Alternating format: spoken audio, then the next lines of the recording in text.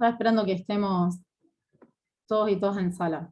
Ahora estamos todos y todas en sala, así que, bueno, yo en base a las dudas que ustedes plantearon, por mail, por privado, por el Classroom y sobre todo, particularmente en la encuesta que yo les di, ¿qué les pareció la encuesta? ¿Les pareció que estaba bien planteada? ¿Les faltaría algo? ¿Sugerencias?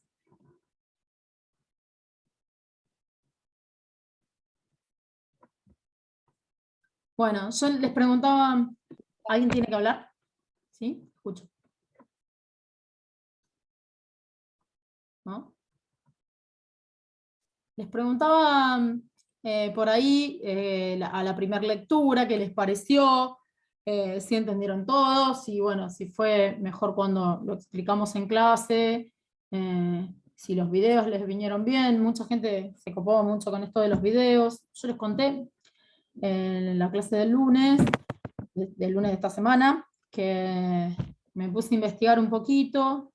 Justo hace un rato lo estaba hablando con Gambina, el titular de cátedra también, sobre algunos videos que pueda estar aportándoles, sobre todo de la unidad 2, porque de la 1 creo que más o menos abarcamos todos los temas con los videitos.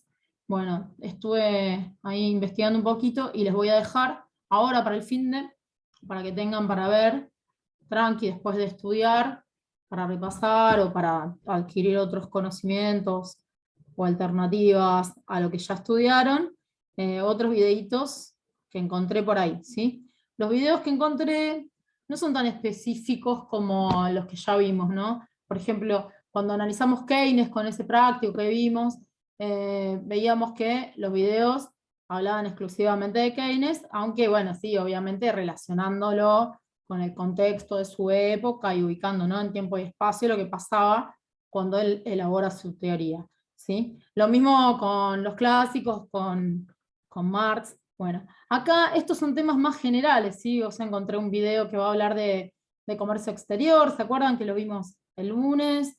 Y algunos videos que van a encontrar por ahí repetidas algunas cuestiones en uno u otro porque hacen abordajes de temas más generales, ¿sí?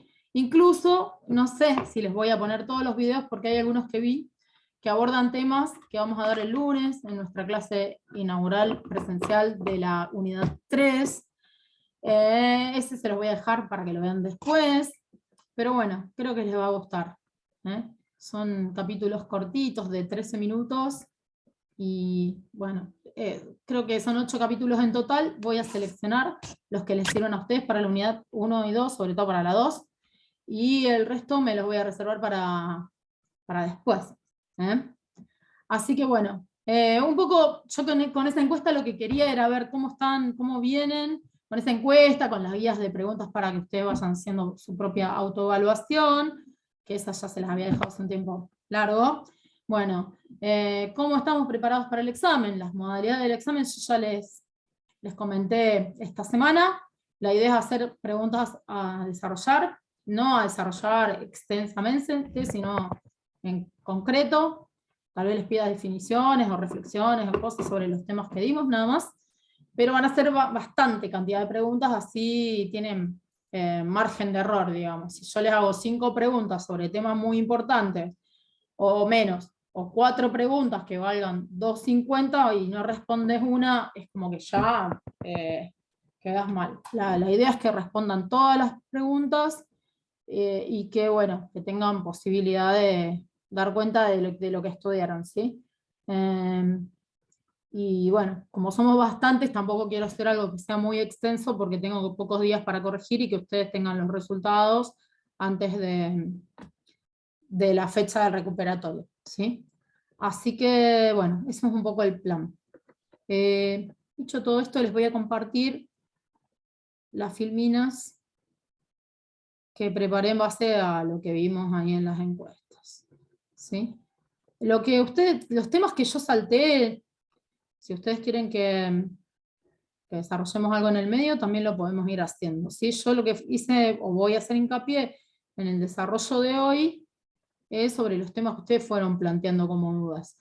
Lo hicimos de este modo porque es algo que usualmente nos viene funcionando, que es como, bueno, saber ya de antemano un poco cuáles son las dudas, para reforzar los temas que en general Ustedes plantearon dudas y después, bueno, vemos las unidades, las inquietudes particulares, si las hay. Vamos a empezar acá por la unidad 1, ¿sí? Acá en general vamos a hablar de las dos unidades, vamos a hacer un repaso. Vamos a arrancar por la 1, los temas, estos son todos los temas que hay en la unidad 1 que nosotros dimos, o que al menos yo los puse en tela de juicio en la encuesta que les compartí, ¿sí? Economía, política y derecho, la relación, economía, política y economía a secas, ¿sí? La diferencia entre una y otra, por qué nosotros como materia estudiamos la economía política, nos llamamos a nuestra materia economía a secas, y cuál es el contenido de eso. No lo voy a desarrollar ahora, salvo que alguien tenga alguna duda, porque acá todo el mundo me puso que entendieron todo, o que las dudas fueron saldadas en las clases. Y lo mismo con objeto y método, ¿sí? Esa sería la parte introductoria de la unidad 1. Luego tenemos las corrientes del pensamiento económico, mercantilistas y fisiócratas. Ahí no se planteó ninguna duda tampoco, es bastante sencillo y accesible con los materiales que ustedes tienen a disposición, tanto material bibliográfico, clases grabadas y videos, ¿sí? Luego, en los clásicos hay una sola pregunta, que ahora yo la voy a responder. En los neoclásicos, pregunto ahora, en este momento, si quieren me contestan. ¿Hubo alguna duda en neoclásicos? ¿Alguien que tenga algo por saldar ahí? ¿No? Bueno, después de Marx también había una sola pregunta que vamos a tratar de desarrollar, por ahí de paso refrescamos un poquito algunas de las categorías económicas desde el punto de vista de Marx. Y Keynes tampoco hay dudas, creo que ahí aportó bastante a que ustedes hayan podido hacer el práctico, ¿no? Y después que, bueno, lo trajimos a Keynes varias veces acá en la unidad 2 también, ¿no? A colación. Así que bueno, esto va a ser lo que vamos a los ejes temáticos en general, y ahora los vamos a ir viendo en particular, ¿sí? Como no había dudas de mercantilistas y fisiócratas, yo programé arrancar por los clásicos, ¿sí? De Adam Smith, no sé si hay alguna duda en particular, ustedes también con el práctico pudieron ver para cada una de las escuelas de dónde surge el valor o la riqueza, cuáles son las clases sociales, cuál es el rol del Estado, ¿sí? Eso ya lo vieron en todas y cada una de las escuelas. Así que bueno, lo que yo traje, bueno, algunas cositas para repasar, nada más, y pasamos a Ricardo. Ustedes saben que Adam Smith es el padre de la economía política, que en su libro La riqueza de las naciones, que escribe en 1776, lo que hace es estudiar todo lo que da fundamento a su teoría, ¿sí? Él dice que la teoría del valor, y ustedes lo saben, que él se enrola dentro de lo que es la teoría objetiva del valor, la creación de la riqueza para Adam Smith, ¿a dónde está? ¿A dónde radica? ¿Quién es el que promueve la riqueza dentro de un sistema productivo para Adam Smith? Ya lo saben, está escrito ahí también. Bueno, Adam Smith habla solamente del trabajo en este caso, ¿sí? No habla de fuerza de trabajo, eso lo vamos a ver más adelante. Entonces, bueno, también habla de clases sociales, habíamos dicho que era un modo de producción antagónico, el capitalismo, y él acá, dentro de este análisis que hace, habla de clases sociales que están en tensión, ¿sí? Por un lado los terratenientes, por el otro los capitalistas, y por el otro los trabajadores, ¿sí? Lo que él plantea es que si hay más trabajadores que estén empleados dentro de una producción, va a haber mayor división del trabajo, y al haber, él es el primero que habla de la división del trabajo, ¿sí? ¿Se acuerdan de la fábrica de alfileres? O sea, pensemos que él está en la transición de un modo está observando todo esto, en la transición de un modo de producción a otro modo de producción. En el feudalismo, por ahí, en los talleres que había artesanos, que sabían hacer un objeto, el que fabricaran, de principio a fin. Bueno, con el devenir de los acontecimientos y el surgimiento del capitalismo, lo que sucede es que muchas personas, bueno, los que trabajan en los campos, que son desalojados de ahí, más aquellos que tenían talleres artesanales, se ven inmersos en otro tipo de producción, que son las fábricas, ¿sí? Y bueno, en la fábrica hay un tipo de producción que pone el foco en otra cosa, en el aumento de la productividad, ¿sí? Y este aumento de la productividad se puede dar, después ya lo vamos a ver bien con Marx, y también lo vamos a ver cuando empecemos con la unidad 3, ¿sí? Este aumento de la productividad se puede conseguir de diferentes formas, ¿sí? Una de ellas es lo que dice, bueno, si se divide el trabajo, si las tareas dentro de una fábrica están más especializadas en cada uno de los obreros por sectores, se va a aumentar la intensidad de trabajo en consecuencia se va a aumentar la productividad. Entonces, dice que en realidad él dice acá la clase más importante es la clase capitalista porque brinda empleos productivos, ¿sí? Bueno, y después introduce estos conceptos que ustedes ya saben de los factores de la producción, ¿sí? Los factores de la Profe, producción, sí, ¿quién habla?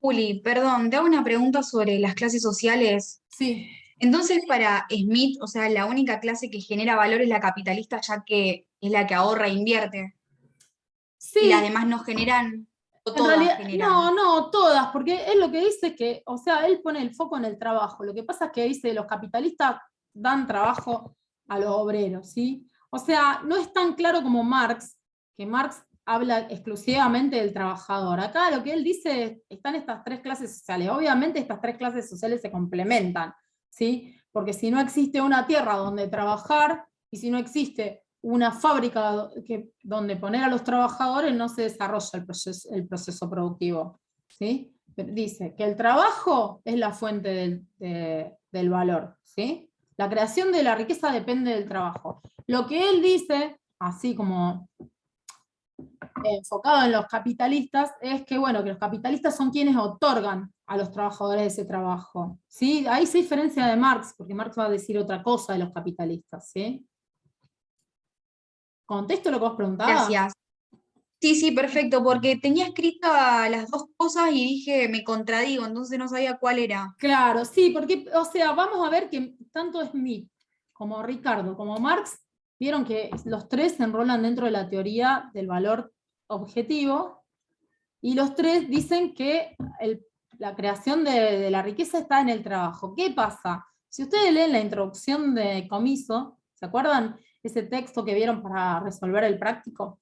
Empieza hablando justamente de los clásicos y Marx y los neoclásicos, no habla de mercantilistas y fisiócratas, ¿sí? ¿Se acuerdan de eso?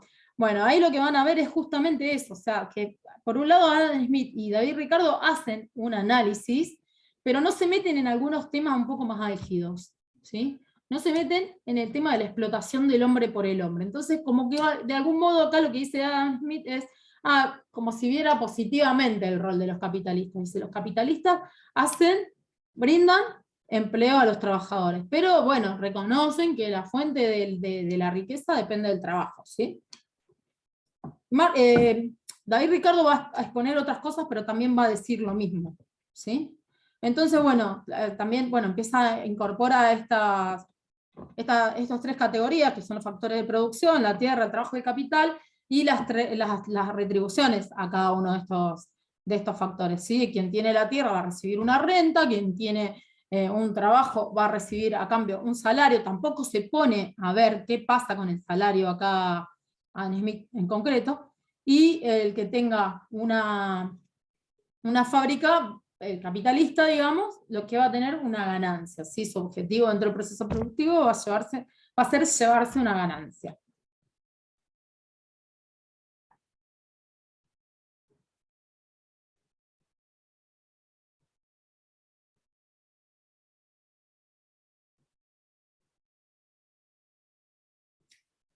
Entonces, bueno, con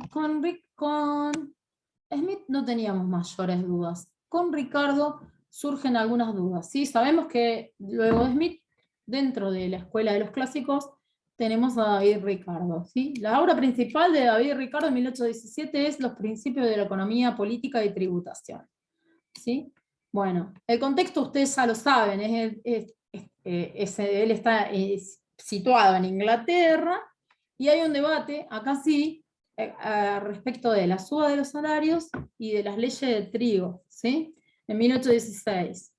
Entonces, bueno, acá, dentro de la teoría objetiva del valor, siempre es teoría objetiva hasta ahora, vamos a también afirmar, según David Ricardo, que el valor se origina en el trabajo, ¿sí? Obviamente, cuando ellos hablan de trabajo, tanto Smith como Ricardo, están hablando del trabajo humano, ¿sí?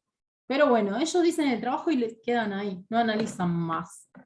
Bueno, las clases sociales, campesino, capitalista y terrateniente, y hay algunas leyes que tienen que ver también con este proceso, ¿no? Con el proceso del surgimiento del capitalismo y con el proceso de crecimiento de las industrias, sobre todo en Inglaterra, que es donde ellos hacen su análisis, donde están viviendo cuando escriben sus obras magnas, ¿sí? Entonces, bueno, acá, entre 1760 y 1840, aparecen algunas leyes de cercamiento de tierras en Inglaterra. Vieron que yo les decía que muchas personas que trabajaban en el campo, de repente se ven obligadas a irse a las urbes y a emplearse, o sea, como obreros, como trabajadores en fábricas, ¿sí? Porque van a las ciudades. ¿Con qué van a las ciudades? ¿Y qué pasa? Si ellos vivían, se sustentaban, digamos, por medio de la agricultura, de la ganadería, dentro de la estructura de lo que era el sistema feudal, ahora quedan sin nada, porque son expulsados de las tierras donde vivían. Entonces, van al mercado laboral, ¿con qué cosa? Con su fuerza de trabajo solamente, ¿sí? Entonces, bueno, por otro lado, al producirse este cercamiento de tierras, en el campo surgen nuevas técnicas de cultivo que hacen que sea necesario emplear menos cantidad de gente, y también se incluye la explotación ganadera, ¿sí? Estas personas que llegan a las fábricas, yo les hablaba de la fábrica de alfileres, antes cuando hablábamos de Smith. Smith, cuando veía la fábrica de alfileres, decía, claro, antes un obrero tenía todo el saber, ¿no? El know-how lo tenía en su cuerpo, sabía hacer algo del principio al fin. Y con la división del trabajo, bueno, cada uno va a hacer una partecita, y ponía el ejemplo ese famoso de los alfileres, que uno corta el alambre, el otro lo afila, el otro le pone la cabecita, ¿sí? Después eso fue evolucionando, y lo vamos a ver, otros procesos productivos más adelante que fueron tomando algunas de las cosas que vamos viendo de forma incipiente acá, cuando recién empezamos a ver la materia. Entonces, bueno, empieza a pasar esto, ¿no? El traslado de las masas de personas que vivían en el campo, se van a las ciudades y se emplean en las fábricas. Y empieza a vivirse cosas nuevas, diferentes, porque antes no existían, ¿sí? Entonces, bueno, son nuevas normas, nuevas formas de trabajo, y en el campo también empieza a haber nuevas formas, ¿sí? Por ahí también se tecnifican un poco los procesos de producción en el campo, se requieren menos trabajadores. Entonces, bueno, acá también un poco, si bien Ricardo hace hincapié en el trabajo como fuente de la riqueza o del valor, a la vez lo que empieza a discutir es la posición de las otras clases sociales, ¿no? O sea, por un lado, bueno, el trabajador, que originalmente era un campesino, va a ir a trabajar a la fábrica. Y por el otro lado va a estar el capitalista y el terrateniente. El que se pone a pensar que los terratenientes tenían mucho poder en ese momento, ¿sí? Por eso están todas estas leyes, las leyes de cercamiento de tierra, están las leyes del trigo, y empieza a haber como un montón de cosas relacionadas con la producción y la tierra, ¿sí? Entonces él afirma que el derecho, que la renta no es un derecho natural, que es parte de la ganancia. Y bueno, un poco de algún modo se pone también del lado del capitalista. ¿Por qué? Y porque dice, bueno, esto es lo nuevo, ¿no? Lo nuevo es la revolución industrial, el surgimiento del capitalismo y todo esto. Entonces, bueno, él lo que dice es, hasta ahora, si nosotros sembrábamos las tierras más cercanas, obteníamos una producción que nos satisfacía, pero ahora podemos aplicar esta visión del trabajo que hablábamos recién de Smith. Él la lleva al plano internacional. Dice, bueno, el trabajo La división del trabajo también se puede aplicar en el plano internacional, habla de la división internacional del trabajo. ¿Por qué? Y porque dice, bueno, si sacaban las tierras buenas acá, ¿a dónde puedo ir? Y a buscar tierras menos fértiles por acá, un poco más lejos, siempre pensando dentro de las fronteras de un país, ¿no? Hasta que va a llegar a la punta de una montaña donde no se puede sembrar nada y que va a ser muy poco fértil, y bueno, entonces él lo que piensa es, y tal vez si me voy a otro lugar del mundo que tenga tierras fértiles tan buenas como estas, como las mejores de acá, va a ser mejor que tratar de hacer producir tierras casi infértiles que estén dentro de la frontera de este país, porque por el simple hecho de que están dentro de este país, que están más cercanas, digamos. Entonces empieza como a ver para afuera, ¿sí? Entonces, bueno, habla cuando habla de rendimientos decrecientes, intensivos y extensivos, se refiere un poco a eso, ¿sí? O sea, lo que dice es, bueno, si yo tengo una parcela de tierra y tengo un solo trabajador, ese trabajador le va a costar un montón realizar adelante un proceso productivo solo. Entonces, pongo otro más. Después agrego otro más. Supongamos que la tierra que tiene es 1 hectárea. Bueno, de 1 hectárea podría poner 10 personas para que hagan un trabajo óptimo. Entonces sigue sumando personas para trabajar ahí hasta que son 10. ¿Qué pasa? Si él empieza a poner más trabajadores en esa parcela, ya se van a empezar a amontonar y no va a servir lo que hagan. Entonces, bueno, o sea, al sumar y sumar y sumar trabajadores dentro de una misma parcela de tierra, ya empieza a ser decreciente el rendimiento. Lo mismo pasa con las tierras fértiles y las tierras no fértiles. O sea, las tierras fértiles obviamente van a dar un margen de ganancia diferente al de las tierras no fértiles, porque para producir lo mismo en un lugar menos promisorio, va a llevar más tiempo, ¿sí? Más tiempo de trabajo, más tiempo de proceso de producción. Entonces, al momento de ir al mercado a vender lo producido, se va a tener en cuenta también el precio de lo que se produjo con mayor esfuerzo, o sea, de las tierras menos fértiles.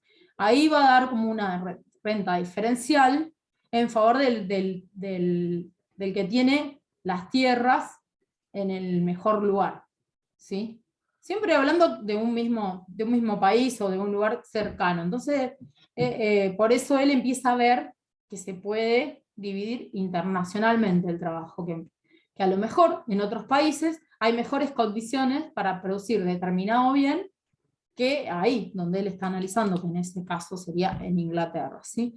Entonces, lo que él dice es que si hay un país que, por ejemplo, es mejor vieron que siempre hablamos de Argentina y de cómo fue conocida inicialmente Argentina a nivel mundial como exportador de granos, ¿sí? En principio fueron los granos, después también se fue agregando el tema de las carnes. Entonces, bueno, Argentina se especializa desde aquel momento en la producción de materia prima. ¿Qué dice? Bueno, si pensamos Argentina en relación con Inglaterra, lo que vamos a pensar es que Argentina tiene mejores condiciones. Hablando de esto, de la división internacional del trabajo, ¿no? Para llevar a producir una manufactura, que puede ser un tejido, por ejemplo, bueno, ¿de dónde vamos a sacar la lana? Y la vamos a sacar de Argentina y nosotros tejemos, ¿sí? O, por ejemplo, bueno, qué sé yo, alimentos. De acá sacan la materia prima y ellos, en procesos productivos fabriles con más tecnificación, harían, no sé, por ejemplo, hamburguesas de soja, digamos, pensando que la soja se utilizara para el alimento, cosa que ya también discutimos en encuentros anteriores, que no sabemos que no se utiliza solo para eso. Pero bueno, también bueno, para la fabricación de aceites, lo que sea. Como tienen más desarrollada la parte industrial, ellos, según esta visión, estarían más preparados para eso, y los países como el nuestro van desarrollando mejores técnicas para producir materia prima, ¿sí? Entonces, básicamente, lo que plantea David Ricardo es que hay que abrir la economía, ¿sí? Hay que abrir la economía para poder intercambiar, ¿sí? De algún modo, conseguir alimentos más baratos y también lugares donde los obreros cobren más baratos, ¿sí? O sea, un capitalista va a obtener materias primas más baratas de la misma calidad si puede pagar menos salarios, ¿sí? Porque eso también era otra discusión en el momento en que él se pone a hacer este análisis. Había una discusión porque había un debate sobre la suba de los salarios. Y también toda la cuestión del sistema proteccionista, porque, bueno, ahí estaba un poco en pugna la puja entre el sector terrateniente y el capitalista, ¿eh? Si bien había una pugna entre esos dos sectores, aparte queda donde piensa Ricardo que es el origen de la riqueza, ¿sí? Como vimos antes en Smith. Entonces, bueno, lo que él, con toda esta explicación que yo les decía, de Argentina, Inglaterra, y de cuál es la mejor forma de producción para uno o para otro, lo que él está hablando es algo que vimos el otro día en la clase del lunes, de las ventajas comparativas, ¿sí? Cuando analizamos comercio exterior, ¿sí? O sea, cada uno va a producir lo que le resulta más económico, más accesible, para lo cual está más preparado, y después, desde ese tipo de producción, se va a vincular con otros países. ¿Hay alguna duda hasta acá? ¿Venimos bien? A ver si tengo algo más de Ricardo. Alguien hacía algunas preguntas sobre esto, ¿no? Sobre la teoría de la distribución del ingreso, igual yo un poco ya se lo estuve explicando ahora antes de pasar de Filmina, y sobre la renta diferencial de la tierra.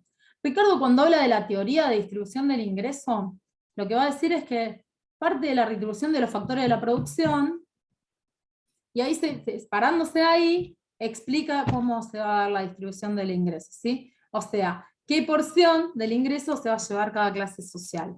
Lo que va a ver es cómo evolucionan los ingresos a lo largo del tiempo, y después va también a tener en cuenta algo que se da, porque se da a partir de ese momento, que es un crecimiento bastante significativo a partir de este cambio de modo de producción, de la población y a la vez del consumo. Al haber más población y al haber más consumo, también es lógico que, si hablamos de tierra, las tierras que había originalmente para satisfacer a una determinada sociedad ya no alcanzan, hay que buscar por otros lados, ¿sí?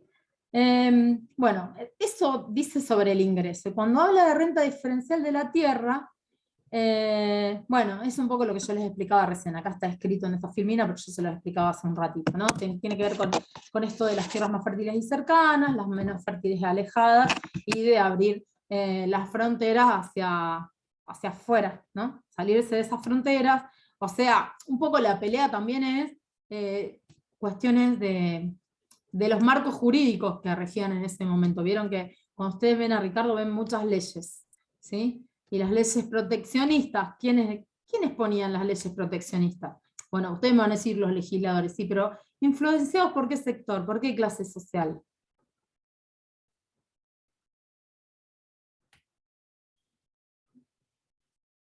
Por la oligarquía. Sí, pero ¿quiénes serían los que la representan? Si hablamos de estas tres clases que veíamos, ¿no? Los capitalistas, los terratenientes o los trabajadores. Capitalistas. Capitalistas, o fíjense que las leyes proteccionistas lo que impedían era un poco lo que él propone. Le impedían traer granos de Argentina. Ahora, en el ejemplo que yo ponía, no tiene por qué ser exactamente eso, pero bueno, traer grano de Argentina, ¿qué implicaba? Y que a lo mejor iba a perder el imperio y el poder que tenía la clase terrateniente hasta ese momento, ¿sí?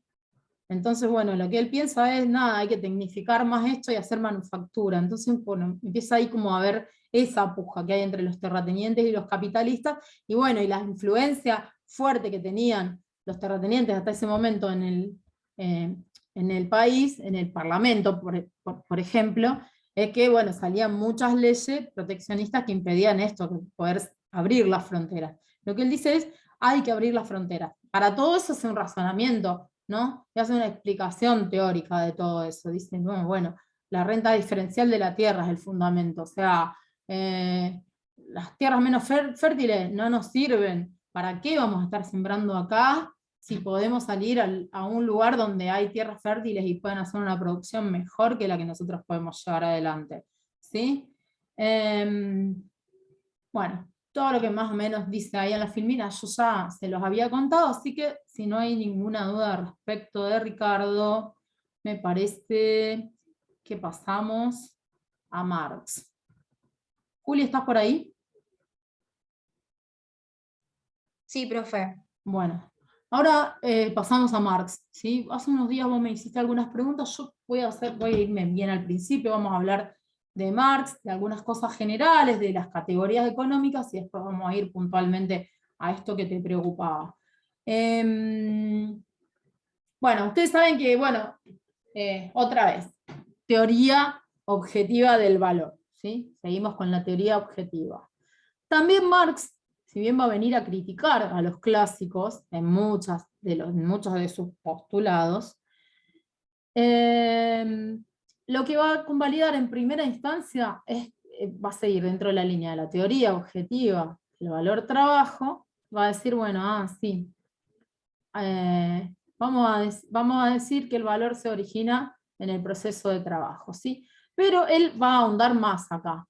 Se va a enfocar más, va a ir en mayor profundidad y va a decir, bueno, sí, pero no es el trabajo en sí mismo, así como dicen livianamente los clásicos.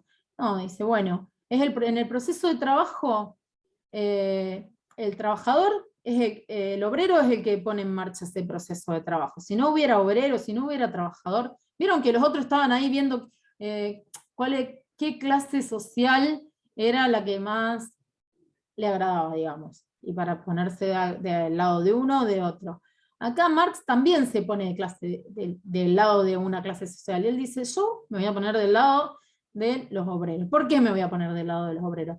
Porque los obreros son los únicos que generan valor, ¿sí? También a través del trabajo, pero bueno, lo que hace Marx al meterse en la investigación estricta entre los burgueses, que para él son todos los otros, ¿sí? Los capitalistas, y el obrero, es decir, los otros no, los otros tienen factores de la producción, pero bueno, acá lo importante es la fuerza de trabajo que el obrero aplica al proceso productivo para ponerlo en marcha. Y una vez que pone en marcha este proceso productivo, ¿qué va a hacer? Va a crear un nuevo valor, ¿sí? Entonces los capitalistas le van a decir, no, Marx, pero nosotros pusimos maquinaria, ¿sí? Pusimos maquinaria nueva, compramos, usamos ganancia que subimos del proceso productivo anterior, invertimos y compramos máquinas. ¿Y Marx qué le va a decir? ¿En qué categoría él pone a las maquinarias? Ustedes lo saben.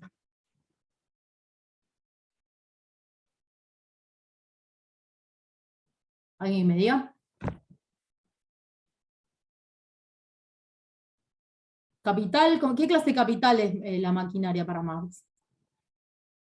Sí, dijimos que el capitalista invierte, que adquiere más capital para el proceso de producción. Eso es real, hacen inversión y trae nuevas máquinas. ¿A dónde las pone? ¿Cómo las llama Marx a las maquinarias?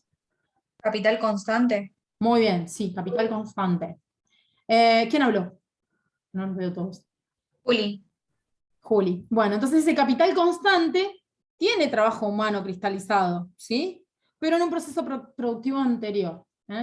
Él lo que dice es, bueno, en otro proceso productivo, esto que ahora es una maquinaria, cobró vida gracias al trabajo vivo del trabajador. Ahora ya está, ese proceso productivo terminó, viene acá, pero si vos pones una maquinaria acá, en este galpón, y no viene ningún obrero a prender la máquina y a trabajar sobre ella, no se genera un nuevo valor. Al no generarse al no haber un trabajo actual, porque la maquinaria cristaliza también un trabajo abstracto, pero pretérito, ¿sí? De otro proceso productivo anterior. Entonces lo que él dice es, bueno, ahora el nuevo trabajo que va a hacer el trabajador en este proceso productivo, eso es lo único que va a crear valor.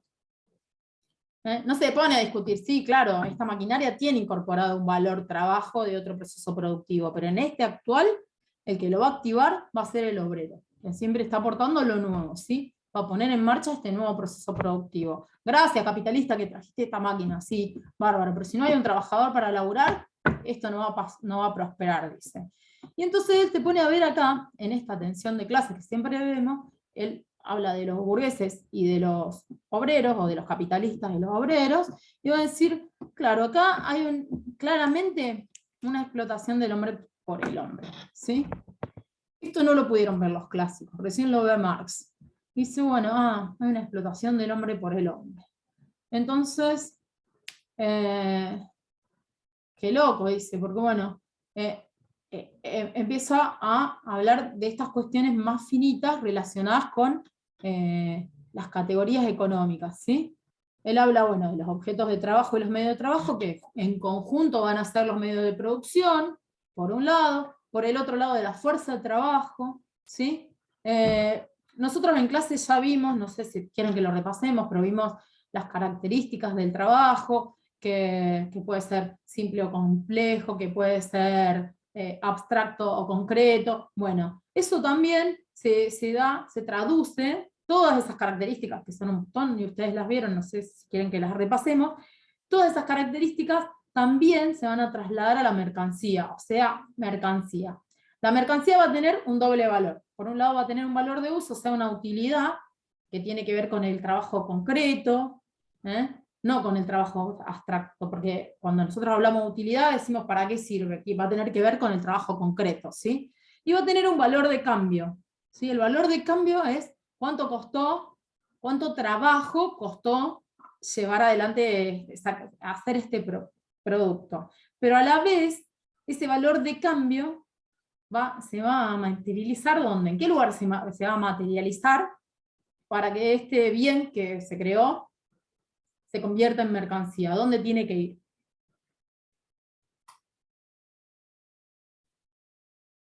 Al ¿A dónde? mercado, profe. Muy Al bien, mercado. Paula. Sí, muy bien. Si yo creo un objeto así, con trabajo actual, presente, vivo, y no lo llevo al mercado, si bien puede ser un objeto útil, le va a faltar la otra parte, ¿sí? Que es que tenga un valor de cambio, porque ese valor se va a expresar en el mercado, ¿sí? Por eso se llama mercancía. Puede ser que uno cree un objeto de consumo personal, que cree un bien que lleva trabajo, pero que lo deja en su casa, por ejemplo. No es lo mismo hacer una mesa para tener en el living de tu casa, que la fabricaste vos, que te llevó un tiempo y todo, pero vos no va a tener valor de cambio, porque vos la vas a dejar en el living de tu casa. Sí va a tener valor de cambio la misma mesa si vos la llevas al mercado. ¿Por qué? Porque ahí va a ser susceptible de tener un precio y de que otro quiera adquirirla y que te pague como contraprestación una suma dineraria, ¿sí?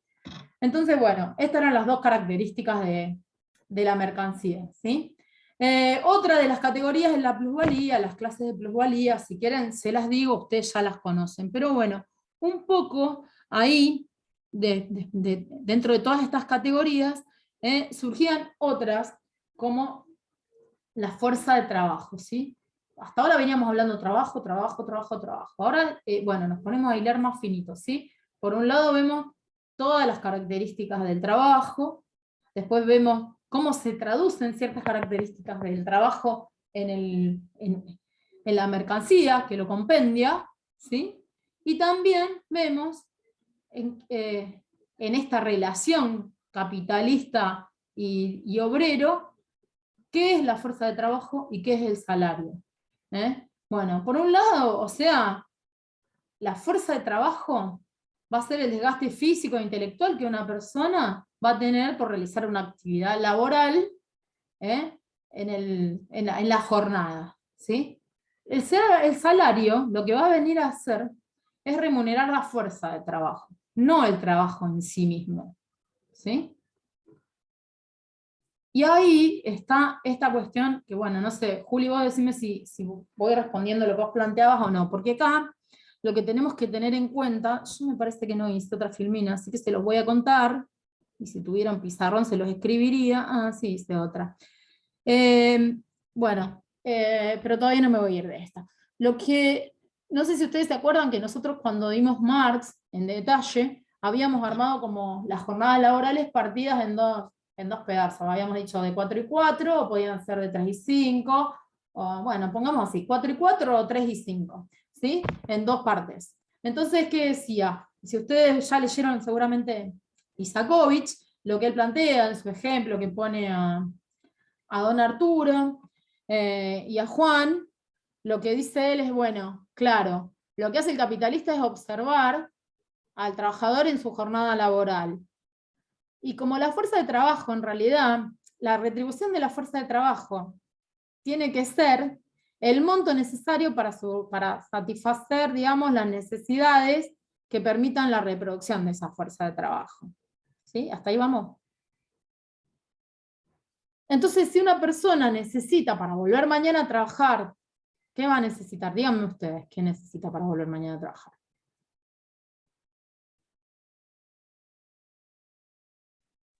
Y descansar, comer, bienestar, recrearse, Bien, un también, techo.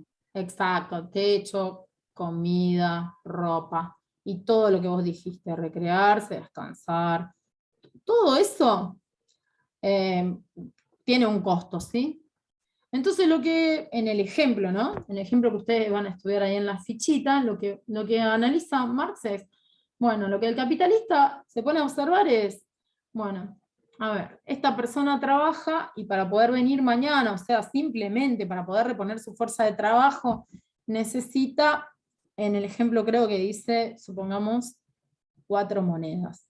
Entonces, cuando este señor que ya no tiene nada porque ya perdió todos los medios de producción que tenía en el sistema de producción anterior, y ahora solamente tiene sus manos para ir al mercado a ofrecer su fuerza de trabajo, el capitalista va al mercado de trabajo y dice, bueno, yo te ofrezco ¿cuánto? Y antes observó y dijo, bueno, esta persona, yo le pagué 4 monedas y con estas 4 monedas fue y compró todo lo necesario, adquirió todo lo necesario para volver a venir mañana, ¿sí? O sea, fue a ver una peli, volvió a la casa, cenó, durmió y vuelve mañana a trabajar.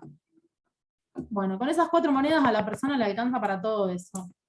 Entonces, el señor burgués, el capitalista, va al mercado con esas 4 monedas. Cuando llega Juan a ofrecer su fuerza de trabajo, le dice, bueno, yo te voy a dar 4 monedas que te va a alcanzar para todo eso.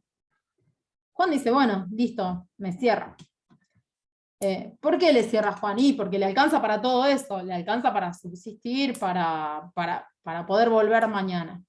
¿Qué pasa? ¿Qué analiza Marx? Que en realidad esas 4 monedas, que son la retribución que el capitalista le da al trabajador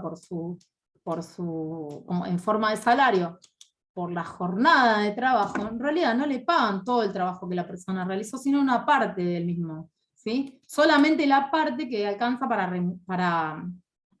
reponer la fuerza de trabajo. ¿Sí? Entonces, supongamos, dentro del proceso productivo, él genera una producción en esas 8 horas que en realidad equivaldrían como retribución a 8 monedas. Pero ya el capitalista pactó 4 con el obrero, y el obrero aceptó 4 porque pensó, me alcanza para poder venir mañana a trabajar. No pensó que estaba produciendo además. Y después ahí empiezan a jugar otras categorías, como la plusvalía. ¿Sí? Sabemos que esas 4 horas restantes que el obrero trabaja, pero que no cobra, si produce por 8 monedas, pero solamente cobra 4, las 4 monedas restantes, ¿quién se las queda?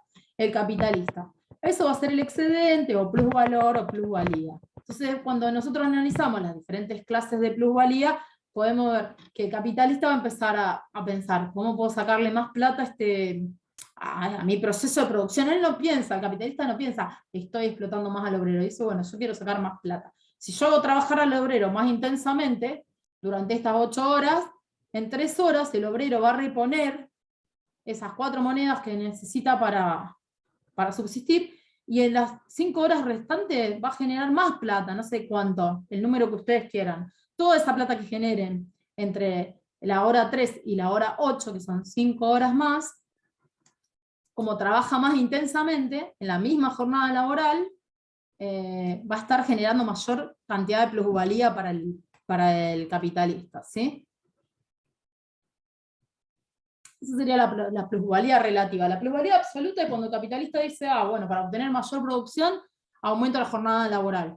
Y en vez de trabajar 8, que esta persona trabaje 9, 10 horas por día, bueno, al trabajar más horas, eso lo escribí, me parece, en una filmina, ahora se los muestro.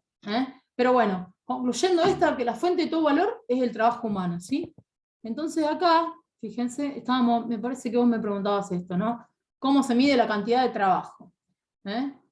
Cuando nosotros hablamos de trabajo como fuente de valor, nos estamos refiriendo al trabajo abstracto, ¿sí? No importa si vos sos carpintero, si sos pescador, o si sos churrero, ¿sí? Lo que importa es que realicen una actividad laboral. ¿Se acuerdan cuando veíamos la clase de Marx, que se le preguntaba, no se preguntaba, ¿de qué trabajás? Eso sería el trabajo concreto, sino que la pregunta sería, ¿trabajás? Y la respuesta es, sí trabajo, no trabajo, ¿sí? Parece el censo también. Entonces, a la pregunta, ¿trabajás? Hablamos de trabajo abstracto, ¿sí? ¿Y cómo se mide esa cantidad de trabajo? Se mide por el tiempo, como yo les decía recién, o sea, para obtener más productividad, extendemos la jornada de trabajo, o por la intensidad. En una misma jornada hacemos trabajar más intensamente a las personas que están ahí, incorporando tecnología, o bueno, no sé, incorporando otras técnicas que hagan que los trabajadores dentro del mismo tiempo, de la misma jornada, puedan trabajar más intensamente, ¿sí? Un poquito en esta filmina está el desarrollo entonces de lo que yo les contaba recién.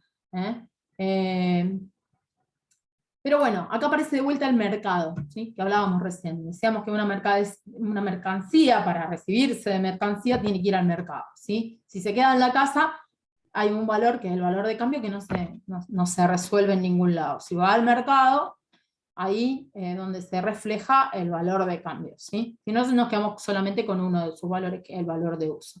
Bueno, acá también decíamos que los trabajadores van al mercado laboral a ofrecer su fuerza de trabajo, y los capitalistas van al mercado laboral a buscar fuerza de trabajo, ¿sí? Son como dos mercados. Bueno, en el mercado es donde se va a revelar el aspecto social del trabajo, ¿sí? Porque lo que Marx dice es que la fuente de valor está en la cantidad de trabajo abstracto contenido en las mercancías, ¿sí? ¿Cuánto trabajo, cuántas horas de trabajo demandó hacer esta u otra? Porque ahí es donde se van a igualar dos mercancías. ¿Qué tiene que ver, por ejemplo, una virome con una tijera? Nada que ver, pero vamos a ver cuántas horas demandó hacer esta tijera y cuántas horas demandó hacer esta virome. Y ahí vamos a encontrar un equivalente de tiempo que determine el valor de cambio de esos bienes en el mercado, ¿sí? Entonces, la fuente de valor en realidad va a ser la cantidad de trabajo abstracto que contienen estas mercancías, ¿sí? Eso por un lado, o sea, cómo medir la cantidad de trabajo. ¿Y cómo medir la magnitud del valor? Bueno, también, se va a medir por la cantidad de trabajo simple, socialmente necesario, que compendia una mercancía en condiciones normales de intensidad y de productividad, ¿sí? Cuando habla de trabajo abstracto y también de trabajo simple, socialmente necesario, lo que va a estar diciendo es que a lo mejor esta virome, en dos lugares diferentes, costó más o menos horas de trabajo, ¿sí? Pero bueno, por eso incorpora esto, que sea socialmente necesario. O sea, una sociedad se hace como un promedio de cuánto costó la virome que se hizo más rápido, y otra virome igual a esta que se hizo más lento, porque el proceso de producción de la otra virome tiene menos tecnificación y tarda más tiempo. Bueno, ahí se saca un promedio y eso es lo que establece cuánto va a valer en el mercado, ¿sí? Pero se mide ahí por la cantidad de trabajo simple comparado en el mercado con otros trabajadores que realizaron el mismo producto, ¿sí? O sea, con otras mercancías que contienen el mismo trabajo.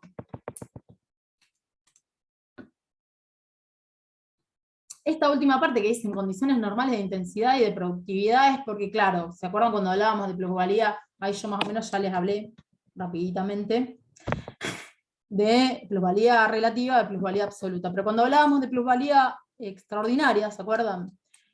Cuando vieron Marx, bueno, al hablar de plusvalía extraordinaria, lo que estamos diciendo es, bueno, el capitalista dice, no, yo quiero producir más rápido, mejor, y entonces va a China y compra una máquina que nadie tiene acá, para poder llevar adelante su proceso de producción. Entonces, dentro de su rama de producción, por un tiempo, él va a estar obteniendo mayores ventajas comparado con los otros, ¿sí? Que se dedican a la misma rama de producción. Eso va a durar poco tiempo, porque en un momento los otros se van a dar cuenta y van a tratar de adquirir la misma máquina que adquirió él para competir de igual a igual. Por eso habla de condiciones normales de intensidad y de productividad. Si hay alguna fábrica que excepcionalmente tiene mejores condiciones de intensidad y de producción y de productividad, no estaría dentro de este concepto, porque sería una fábrica o empresa que está pasando por este momento de obtención de plusvalía extraordinaria, ¿sí? Ahí tiene que ser cantidad de trabajo simple, socialmente necesario, que va a compendiar una mercancía en estas condiciones normales de intensidad de productividad, ¿sí? Acá no contemplaría nada de ninguna fábrica que justo esté atravesando por este momento de generación de plusvalía extraordinaria. Bueno, y finalmente, volvemos al salario, ¿sí? Y volvemos acá, yo lo que quiero es que les quede claro. ¿Hay gente afuera? Que les quede claro que cuando hablamos de salario, entonces, creo que ya lo explicamos, pero bueno, insisto con esto, nos referimos al precio de la fuerza de trabajo, ¿sí? Entonces, el salario, en apariencia, se va a disfrazar, dice Marx, como el precio del trabajo mismo, ¿sí? ¿Por qué? Porque cuando vas al mercado de trabajo, el capitalista te dice, vos venís a trabajar en mi fábrica y yo te pago tanto. Pero en realidad, lo que el capitalista le va a pagar al trabajador es solo la retribución por la reposición de su fuerza de trabajo, lo que a él le alcance para satisfacer las necesidades básicas para su subsistencia, para su recreación, para su vestido, alimento, viviendo, todo eso. Lo otro se lo va a apropiar él, ¿sí? Entonces, bueno, acá esto es lo que hay que tener bien en cuenta, ¿no? Que lo que lleva el trabajador al mercado es la fuerza de trabajo, y él recibe un salario por la reproducción de esa fuerza de trabajo y no por el trabajo, porque ya dijimos, o sea, la persona está trabajando muchas más horas, está generando un excedente que el capitalista se va a apropiar, ¿sí? Bueno, ya hablamos de plusvalía, de esto, de las divisiones de la jornada de trabajo, que pueden ser 4 y 4, pero si se aumenta la intensidad puede ser 3 y 5, y si se aumenta la jornada laboral de a 8 a 10 horas, va a haber más plusvalía absoluta porque va a haber más tiempo dedicado a la producción, ¿sí? Todas esas son diferentes formas de apropiación del excedente que tiene el capitalista con respecto al trabajo que una persona hace dentro del proceso productivo, según el punto de vista de Marx, claro.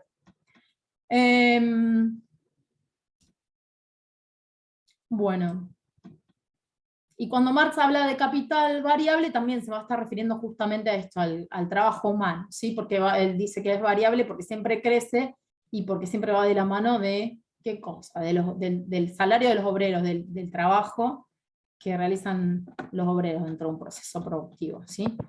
¿Hay alguna duda hasta acá? ¿O quedaron claras las dudas que había hasta hoy? Sí, profe, gracias. De nada. Bueno, con esto sí, creo que ya vamos terminando Marx. Profe, te hago una consulta. Sí, Lucía. Sí, es sobre Marx. Sí, Las decime. 5 formas históricas de la resolución del problema del excedente, ¿eso va a entrar o no en el examen? ¿El comunismo primitivo, el sistema antiguo, esclavitud, o no se va a tomar? No lo sé, no lo pensé como una pregunta de examen, pero bueno, ¿hay alguna duda sobre eso?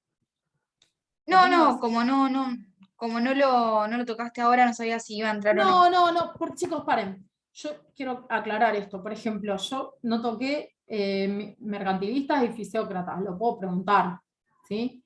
Yo ahora, en esta clase de repaso, lo que hice fue enfocarme un poquito en algunas preguntas puntuales que tenían algunos compañeros o compañeras a través de la encuesta que ustedes respondieron, ¿sí? Y entonces algunos temas hoy me los voy a saltear. ¿Puede ser? Porque no nos va a dar el tiempo, nos quedan 20 minutos para ver todo hasta el final. No nos va a dar el tiempo para repasar todo. Entonces, bueno, la verdad es que yo todavía no sé cuáles van a ser las preguntas del examen, la ficha de Isakovich entra. Enfóquense para estudiar este tema y todos los anteriores y posteriores que vamos a ver, en lo que yo les haya dejado en cada encuentro sincrónico, vuelvan a escuchar las clases si quieren, o fíjense en los materiales que yo les dejé. Puntualmente eso que vos planteás está bueno para que ustedes puedan comprender cómo se fue dando históricamente todo esto y cómo se llegó al punto del momento del análisis de Marx que dentro del modo capitalista y también la proyección que él tiene pensando en otra forma en otros modos de producción posibles, ¿sí? No quiere decir que eso va a entrar en el parcial o no va a entrar en el parcial. No, en el parcial, quiero decir, que va a ser pregunta examen o no va a ser pregunta examen. En el parcial va a entrar todo lo que hayamos dado. Eso que vos planteabas, Lucía, lo dimos en clase, ¿sí? Pero yo ahora en el repaso voy a tratar de tocar los ejes más complejos. Si hay alguna cosa que no se entendió ahí, la volvemos a ver, y si no, seguimos adelante. Después, qué sé yo, hay un montón de temas en Marx que me parecen súper relevantes, que tampoco los desarrollamos recién. Yo me enfoqué en estos temas porque son temas que algunas personas habían planteado algunas dudas, y me parecía importante que los repasáramos, ¿sí?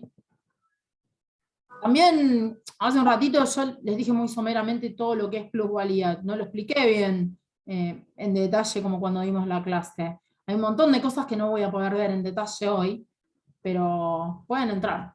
No, con esto no quiero decir sí, va a entrar ese tema que vos preguntás. Pero bueno, quiero decir que vamos a saltear temas hoy, porque es un repasito, ¿sí? Para poder hacer énfasis en los temas más complejos.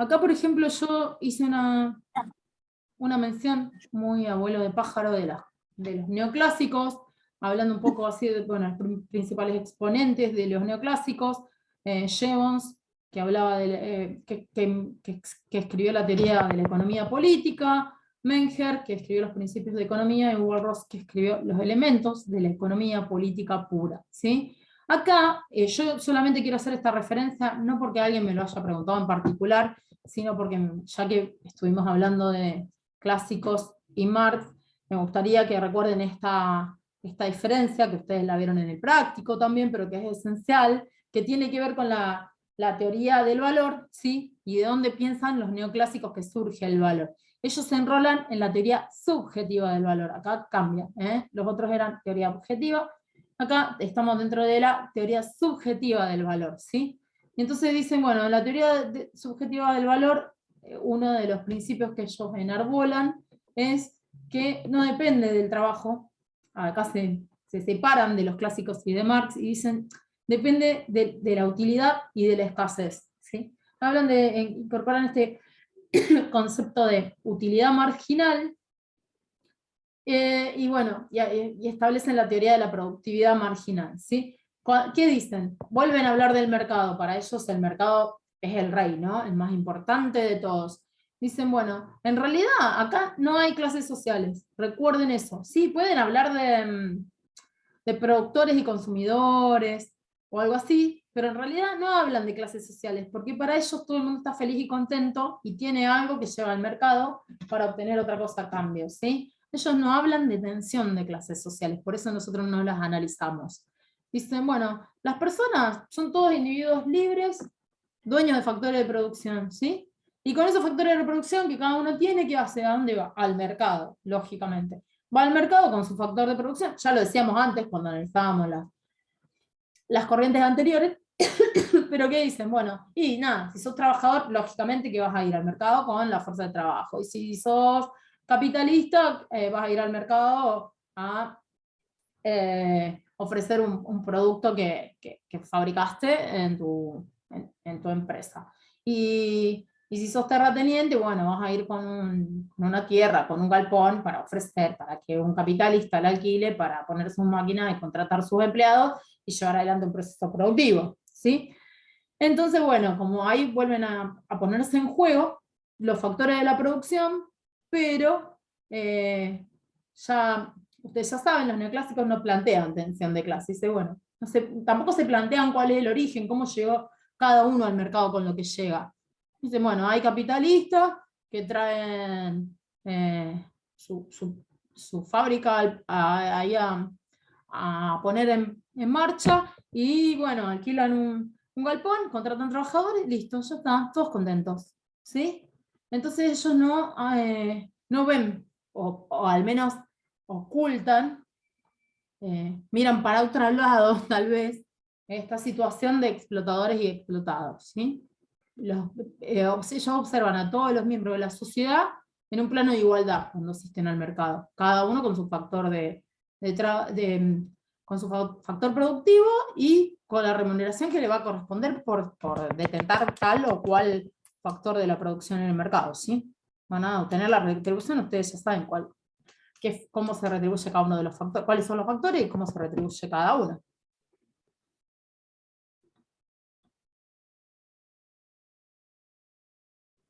Bueno, con esto, si no hay ninguna duda hasta acá, en la unidad 1, terminamos el repaso de la unidad 1, y esto no quiere decir que no entran todos los demás temas, ¿eh? Esto es el repaso de los temas que generaron dudas, nada más. ¿Hay alguna duda de los temas que vimos hasta ahora, o algún otro tema de la unidad 1 por ahí, que haya quedado pendiente? No, profe. Bueno. Entonces tengan en cuenta eso, ¿eh?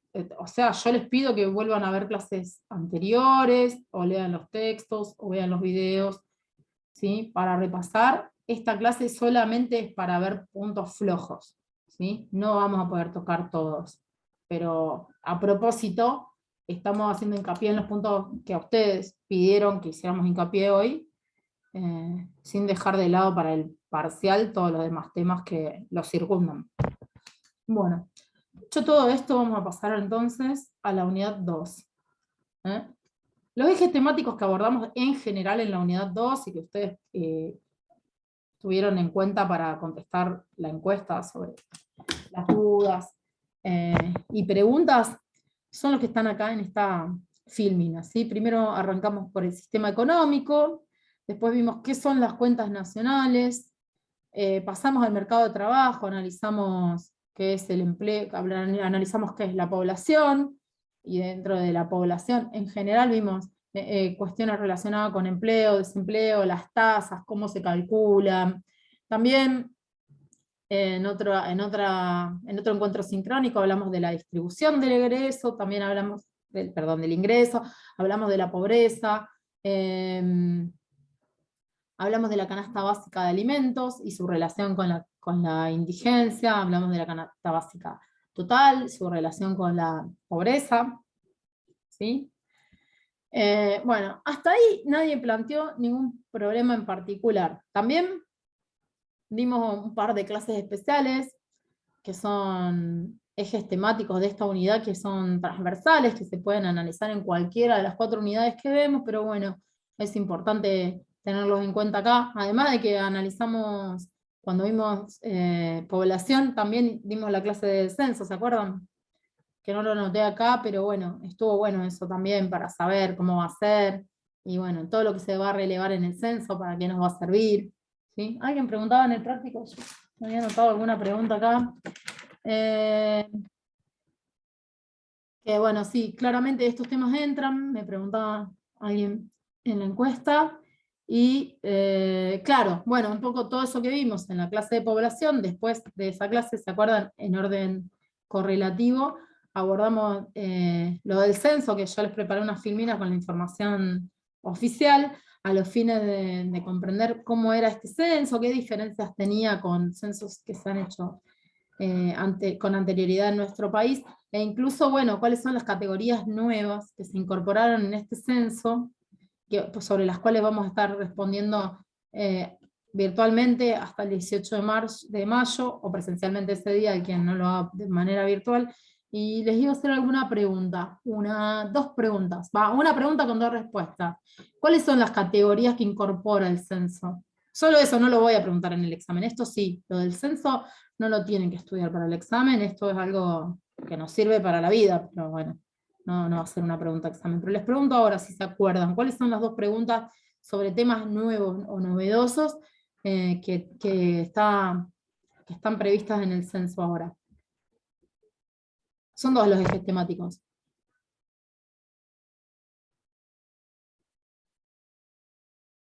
Cuando cuando le hacen la encuesta directamente a la persona, a cada persona, lo primero que le pregunta que es: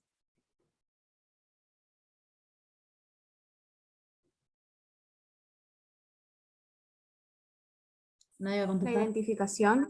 Sí, y ahí justamente, ¿qué les pregunta? ¿Cómo se percibe, profe? Era. Sí, exacto. O sea, uno tiene un nombre, ¿no? Pero bueno, ahora una de las preguntas que se incorpora tiene que ver sobre la autopercepción sexual, digamos, cómo se autopercibe cada una de las personas. No hace falta poner solamente femenino, masculino, ¿sí? Se puede poner otras alternativas. Y ahí, sí, muy bien. Ahí Paola puso sobre discapacidad y orientación sexual.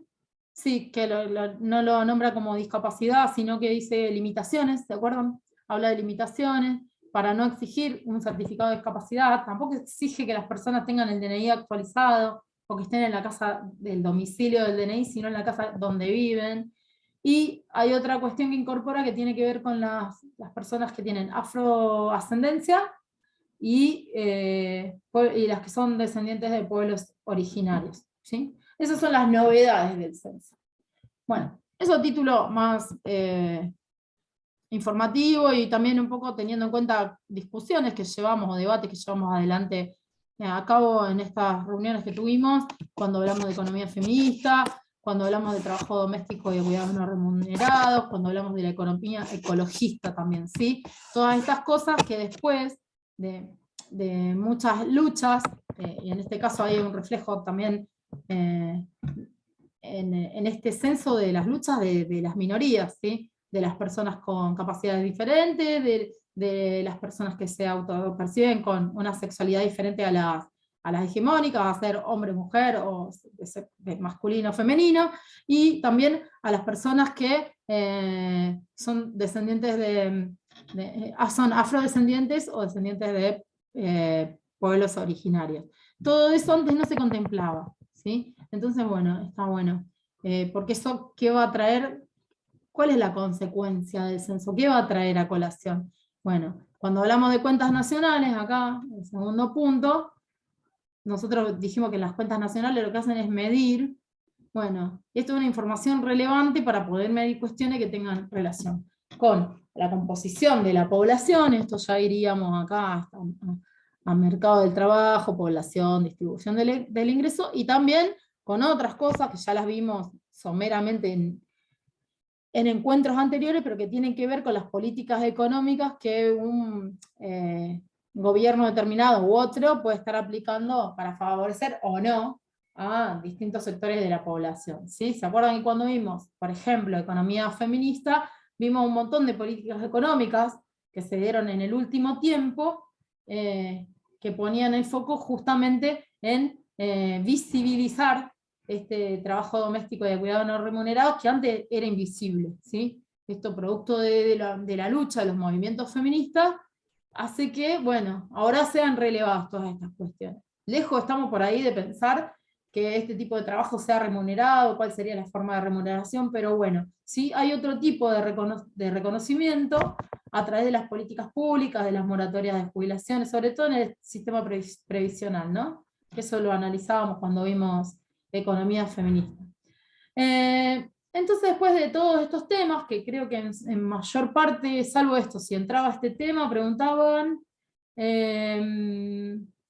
y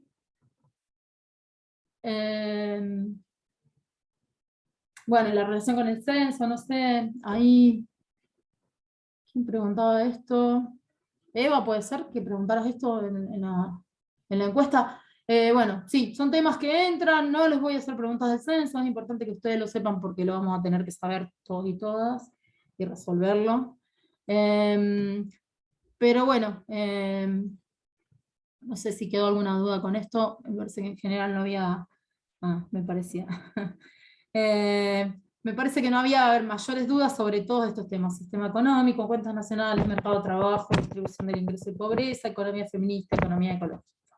Entonces vienen las estrellas de la unidad 2, ¿sí? Los sectores. Bueno, ustedes saben que cuando vimos el sistema económico, ¿sí? Bien, el primer día que arrancamos con esta unidad 2 y que no sabíamos a dónde nos iba a llevar, nosotros les mostramos un cuadrito, a ver, vamos a ver qué filmina me traje yo, porque yo armé las filminas y bueno, ahora les voy hablando y por ahí me olvido de mostrarles lo que viene. Mostrarles lo que viene. Vamos a ver, acá en la 2, bueno, esto ya lo vimos 20 millones de veces, así que vamos a pasar acá, el flujo circular del ingreso, ¿sí? Este famoso cuadrito reducido, ¿sí? Que solo tiene el mercado de bienes y servicios y el mercado de factores de la producción, por un lado, y por el otro las unidades productoras y la comunidad o familias en los bordes, digamos, ¿sí? Acá lo que hablábamos era como circulan los flujos, el flujo real, que son los bienes y servicios, el flujo nominal, que es el dinero. De esto nadie me hizo una pregunta, todos lo entienden. Bueno, recuerden que cuando hablábamos del sector público, incorporábamos por acá en el medio al sector público, y cuando hablábamos de la ecuación macroeconómica, que tampoco la vamos a repasar porque nadie la preguntó, pero todos la saben, la vimos cuando vimos Keynes, la vimos cuando vimos cuentas nacionales, ¿sí? ¿Qué pasa? Hablábamos de gasto. Entonces, cuando hablamos de gasto, incorporamos el gasto público. El gasto público, ¿quién lo hace? Si es público, está en poder del Estado, ¿sí? También se acuerdan cuando vimos Keynes, vimos la política fiscal y la política monetaria, ¿sí? Como herramientas que tiene el Estado para llevar adelante sus estrategias políticas. Entonces, bueno, acá en el medio, si hablamos del sector público, vamos a poner acá en el medio el sector público y vamos a incorporar el gasto público. Ahora después lo desgranamos un poquito si quieren. Acá afuera de este cuadro podríamos poner tranquilamente el sector externo, ¿sí? Y entonces podríamos hablar de las unidades productoras y comunidad como residentes que están acá dentro de este esquema inicial, o básico, digamos, y acá afuera los no residentes, ¿sí? En el sector externo. Y bueno, después vamos a hablar de todas las negociaciones que se pueden dar de los que están acá adentro, con los que están afuera, los residentes, con los no residentes. Recuerden que residente y no residente no tiene nada que ver con nacional o extranjero en concreto, sino que puede ser una persona de otra nacionalidad que esté viviendo acá y produciendo acá, se va a considerar residente, aunque no sea una persona nativa de Argentina, ¿sí? Y se va a considerar no residente alguien que puede ser argentino, pero que no viva acá y no produzca acá, ¿sí? Bueno, eso como metiéndonos un poquito así, desde el flujo circular del ingreso en el sector público, en el sector externo, ¿y cuál falta? El sector monetario, ¿sí? El sector monetario, los bancos, eso no generó mayores inconvenientes, me parece, que es el sector financiero, la moneda, los bancos, las explicaciones que dimos al respecto, así que bueno, si quieren los remito a que lo repasen de lo que ya vimos en clase. No sé si alguien tiene alguna duda al respecto de eso, ahora me lo dice.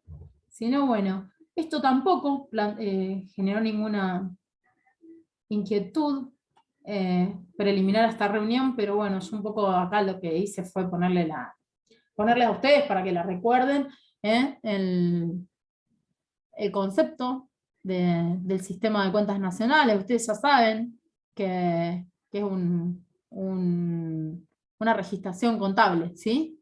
Para medir, ¿sí? Se hace sistemáticamente y incluye todas las transacciones que constituyen todas las transacciones, las variables de flujo, las variables de stock y las unidades institucionales, ¿sí? O sea, cómo se dan entre las unidades institucionales todas estas cuestiones, ¿sí? Dentro de la economía en un sistema integrado, ¿sí? Entonces vamos a pasar al sector público, ¿sí? Bueno, yo ahí se los marcaba con la flechita del mouse. El sector público va a ingresar al sistema económico,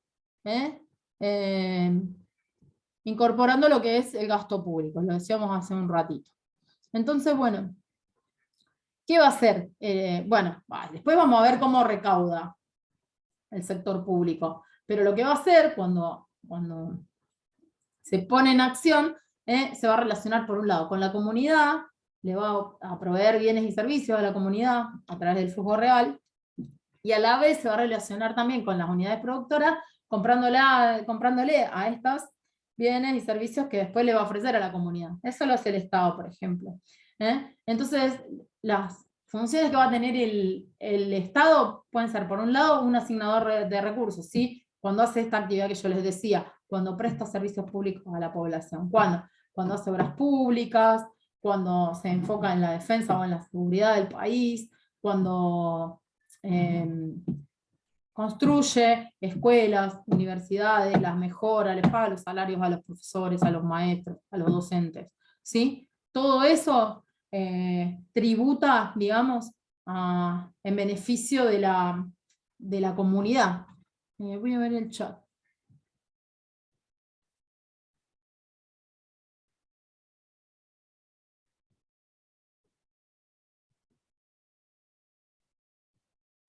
Sí.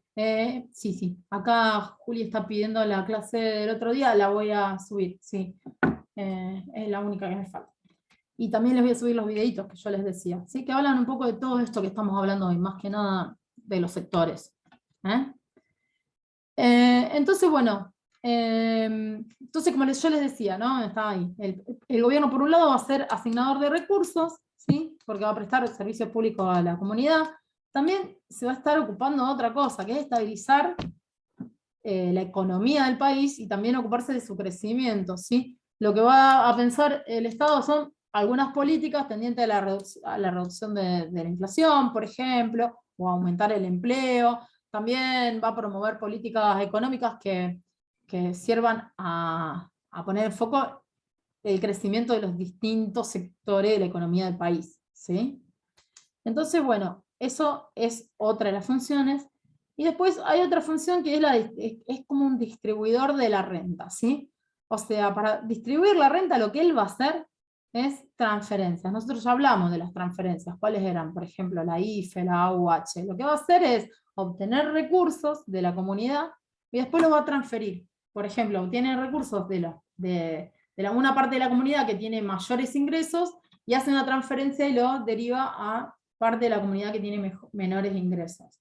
O también puede orientar esos recursos a la obra pública, como veíamos arriba ahí, bueno, si lo destina a la obra pública va a beneficiar a todos los sectores, a los más pobres, a los más ricos, ¿sí?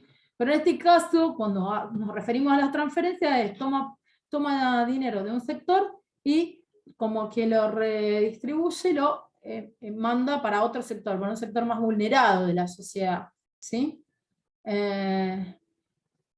¿Cómo hace para distribuir la renta? ¿Sí? ¿Cómo hace también para asignar esos recursos? Bueno, lo que va a hacer es cobrar impuestos, ¿sí? Principalmente.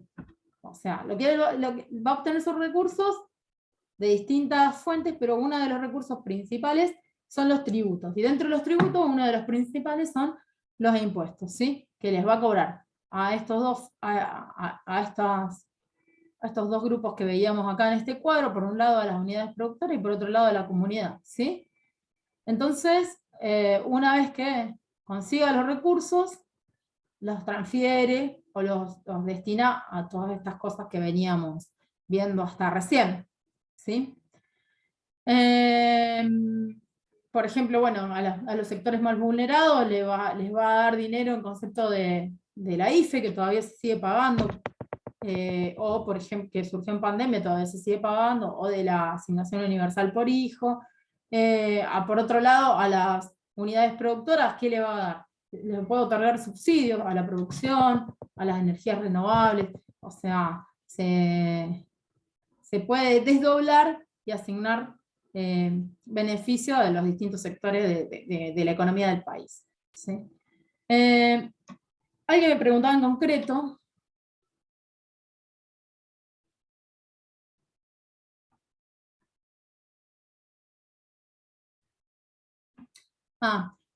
perdón que a veces me distraigo con las preguntas del chat que por ahí no tienen nada que ver con lo que vengo diciendo, pero bueno, voy a contestar ahora para no olvidarme yo. El horario del parcial, preguntaba Jonathan, es a las 17:20, porque en la facultad tenemos este mismo horario que tenemos acá en los encuentros virtuales, más que nada porque seguro hay una clase anterior y otra posterior en el aula que nos vayan a dar, así que nos vamos a encontrar 17:20 el lunes para la inauguración de la unidad 3, y el miércoles y el otro miércoles para el parcial y el recuperatorio, ¿sí? De 17:20 a 18:50. Eso va a ser la duración total del examen, sin perjuicio de que yo pienso que lo vamos a poder, que vamos a tener un examen que se va a poder resolver en menos tiempo. Calculo más o menos 1 hora, un poco menos.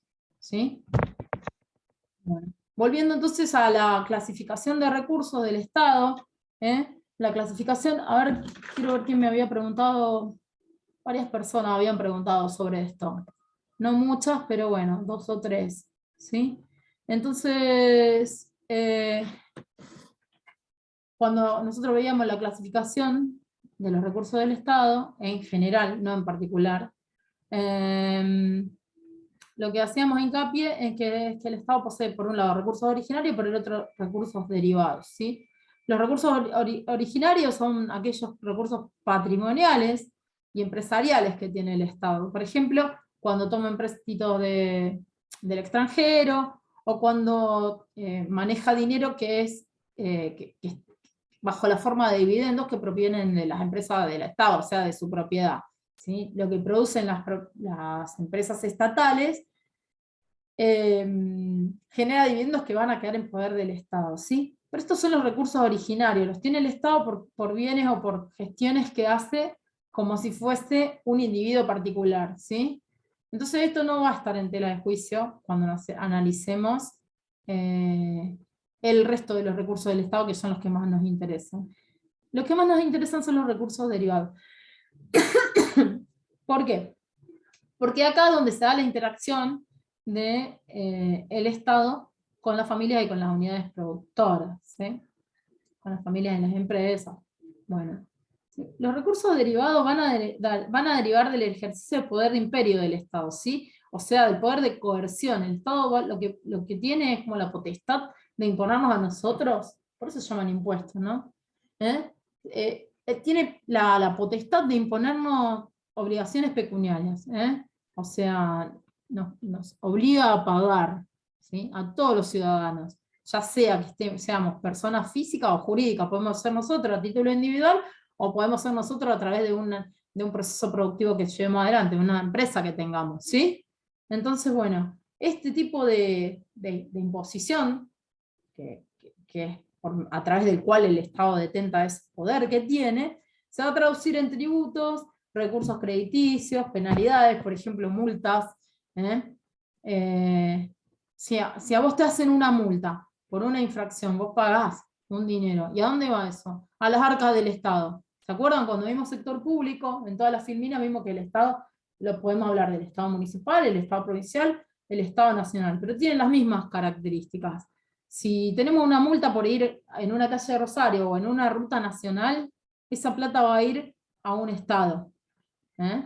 Y el Estado que la recaude, no importa si es un Estado, una comuna, una municipalidad, o una provincia, o la nación en sí misma, lo que va a hacer es darle un destino a ese dinero. Ese dinero que nosotros ponemos ahí, después va a volver a nosotros de otra forma, va a volver en forma de obra pública, va a volver en forma de educación, de seguridad, de todas estas cuestiones que son las obligaciones que tiene el Estado. ¿Sí? Pero bueno, ahora vamos a ver otra clasificación. Acá entonces hacemos enfoque en los recursos derivados.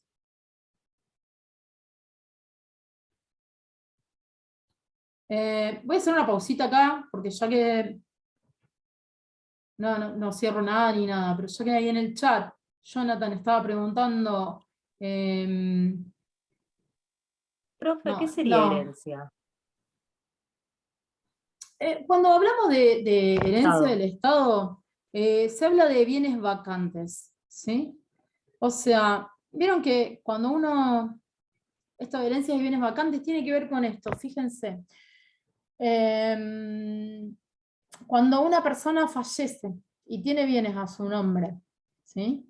Y no tiene familia a cargo, después ese bien va a quedar para el Estado. Por eso muchas veces personas que son grandes y que son solteras, que no tuvieron descendencia, a veces lo que hacen es una donación en vida a algún familiar o algún amigo o alguien que ellos quieren mucho, para que ese bien le quede a esas personas, que me parece muy bien, porque si uno deja, se muere, una persona que no tiene descendencia se muere y no hay, eso lo van a ver después en sucesiones, pero si no hay herederos forzosos, digamos, de esa persona, que sería cónyuge, hijos, padres, esa persona, ese bien queda para el Estado, ¿sí? Y ahí eso entraría como un recurso del Estado.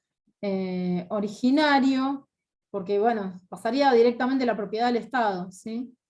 Yo no les quiero decir cualquier cosa porque puede que me esté confundiendo, pero también pienso que pueden ser los bienes expropiados, por ejemplo, a los narcos y todas esas casas, digamos, que le quedan al Estado. Después el Estado las puede utilizar para poner a producir algún tipo de emprendimiento estatal, o también las puede utilizar para hacer, no sé,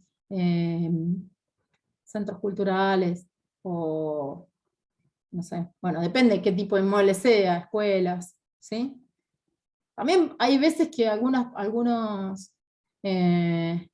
personas con mucho dinero ceden al Estado, por ejemplo, no sé, médicos reconocidos que tienen muchísimos bienes, bueno, quieren que sea un hospital y, no sé, se le ponga su nombre y entonces ceden una tierra al Estado para que sea ahí un hospital, ¿sí? Sería como una donación con cargo. Todas esas cosas ustedes después las van a ver en otras materias, pero tiene que ver con eso, ¿sí? Sí, voy a subir todo, chicos. De todos modos ya llegamos más o menos al tiempo límite, así que bueno, vamos a ver esto último que les preparé. No nos queda tanto.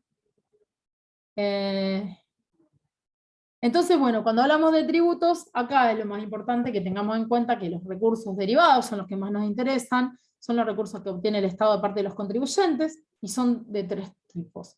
Los impuestos, que son los más famosos, de los que venimos hablando hasta ahora, las tasas, y las contribuciones especiales, ¿sí? Ustedes saben que los impuestos son tributos no vinculados, esto ya lo explicamos antes.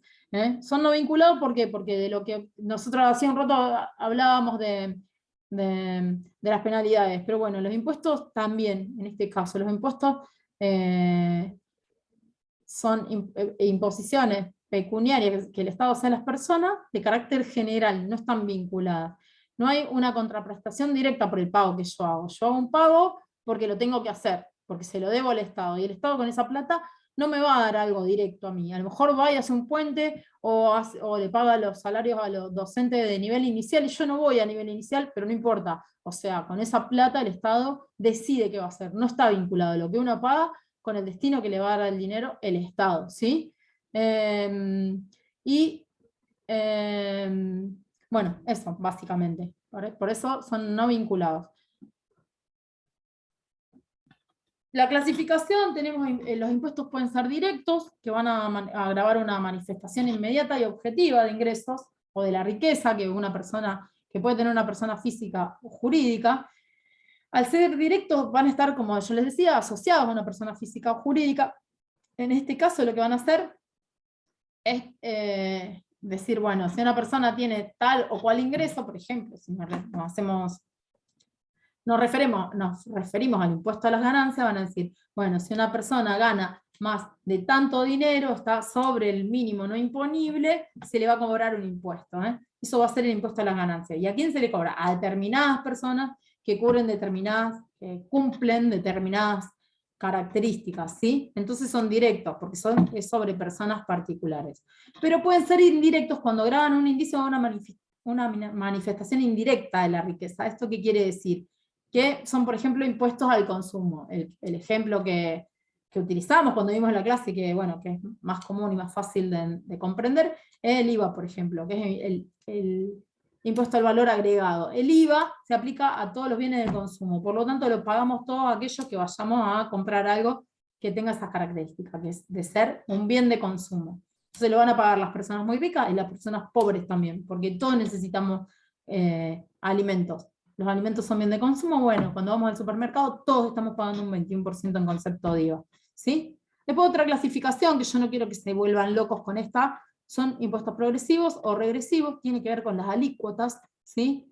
Y también con si el ingreso de la persona aumenta o disminuye, ¿sí? Pero bueno, no se la compliquen con eso, solamente las vamos a enunciar en este repaso que estamos haciendo. Después están las tasas, ¿sí? La diferencia de las tasas con los impuestos es que las tasas son recursos tributarios vinculados, ¿sí? Uno paga una tasa y va a recibir una contraprestación por parte del Estado. ¿Cuál es el ejemplo acá en Rosario? El TGI, la tasa general de impuestos. ¿sí? O sea, pagamos la tasa general de impuestos, ¿y qué vamos a recibir a cambio? Y vamos a recibir a cambio servicios de alumbrado, barrido y limpieza, ¿sí? De la calle, de las calles de nuestra ciudad. Es un servicio re importante. Imagínense que saliéramos ahora que ya es de noche y no hubiera alumbrado público. Sería terrible, y a veces pasa, y bueno, es terrible. Entonces, si no, las calles estarían oscuras, sucias. Entonces, bueno, nosotros pagamos tasas para recibir como contraprestación el servicio de alumbrado, barrido y limpieza que el Estado otorga, o debería otorgar para todos los ciudadanos de esta ciudad, por ejemplo.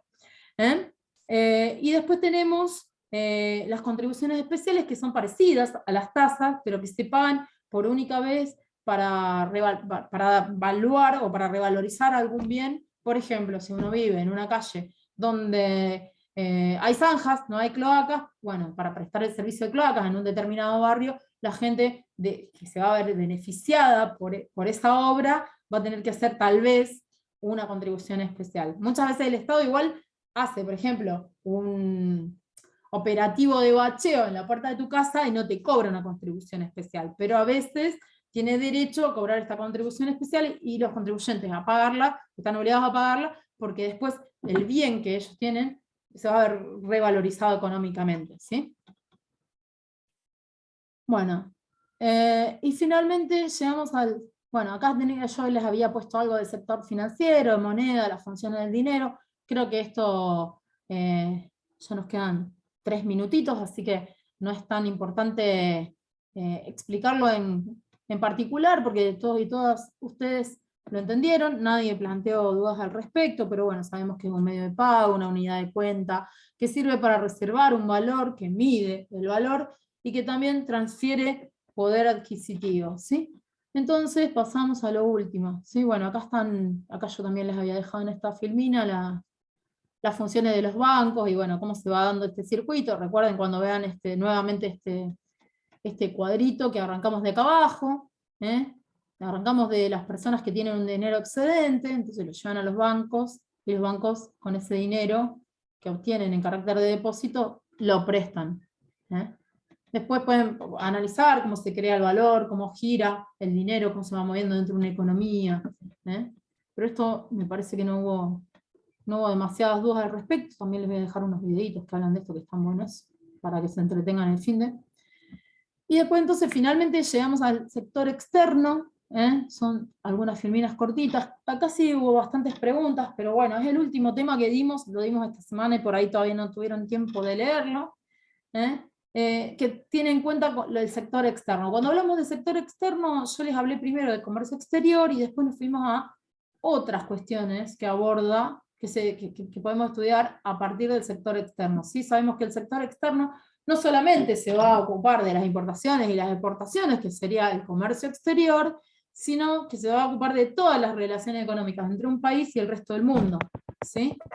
También se va a ocupar de las divisas, que sería la moneda que nos va a servir para el intercambio internacional. Dijimos que en nuestro país las divisas son los dólares, y también de otras cuestiones como servicio de transporte, seguros, gasto de turismo, las transferencias de utilidades al exterior, ¿sí? Bueno, el pedido de préstamos también pueden ser, la deuda, que lo hablamos el otro día.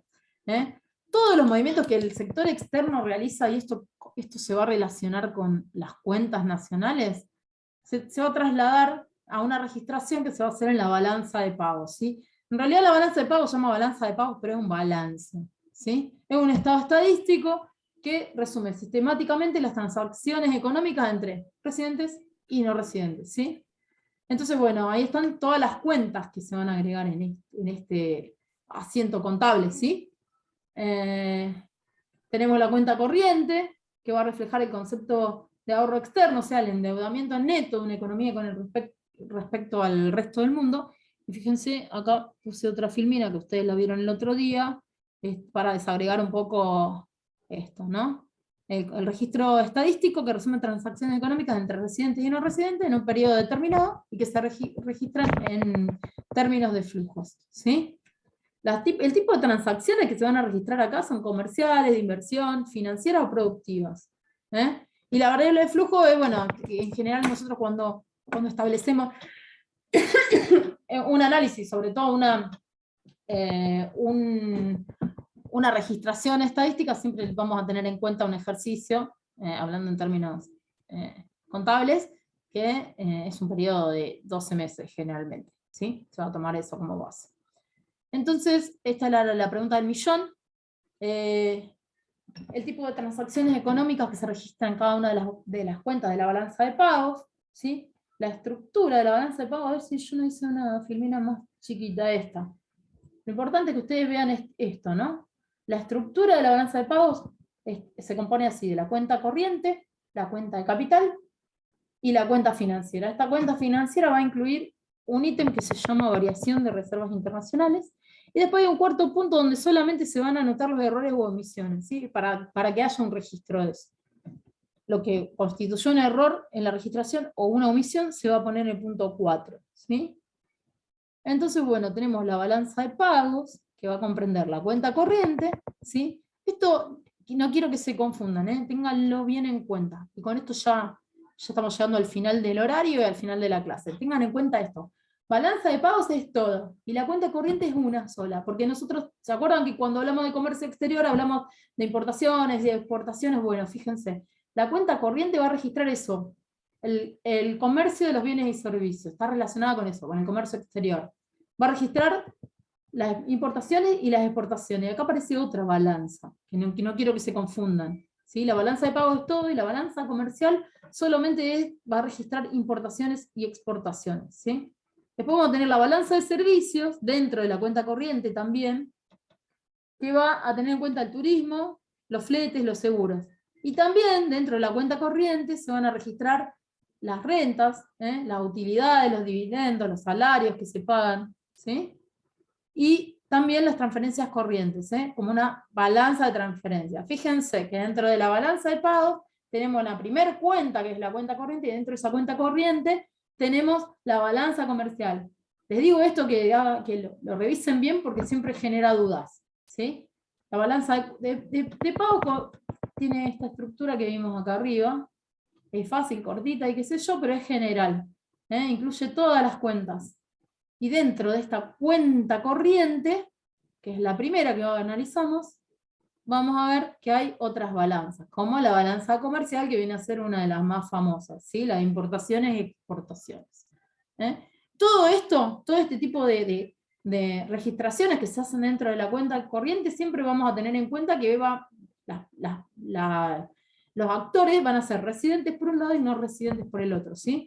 Y se van a analizar dentro de un país en un periodo determinado. Después tenemos entonces la cuenta de capital, que va a registrar las transferencias de capital, y también adquisición y disposición de activos no financieros no producidos, también esto entre residentes y no residentes. Por ejemplo, vieron que hace un ratito hablábamos de los bienes vacantes, las herencias así como recursos originarios. Acá, dentro de la balanza de pago, lo que, por ejemplo, en la cuenta de capital pueden estar la compra-venta de tierras por parte de embajadas, o la compra-venta de los derechos de propiedad de concesiones, marcas registradas, contratos, licencias, fondos de comercio. Todo eso entra en la cuenta de capital del Estado, ¿sí? Digamos, de las transacciones entre residentes y no residentes. Y en la cuenta financiera van a entrar las transacciones relativas a los activos y pasivos financieros, ¿sí? También, entre residentes y no residentes. Va a comprender en general inversiones directas, inversión de cartera, otras inversiones, ¿sí? Esa es la cuenta financiera. Y en el último punto son los errores y omisiones, bueno, como dice la palabra, ahí se va a registrar todo lo que constituye un error o que se omitió en el registro concreto de los 3 puntos anteriores.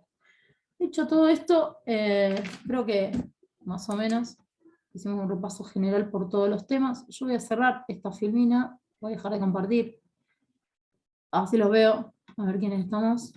Y bueno, me queda como deuda subirle las clases de esta semana, la del lunes, que es la última, y esta de repaso. Les voy a acompañar las filminas de ambas, para que las tengan a mano. Y bueno, no sé, ¿alguna duda más? ¿Alguien que quiera plantear algo?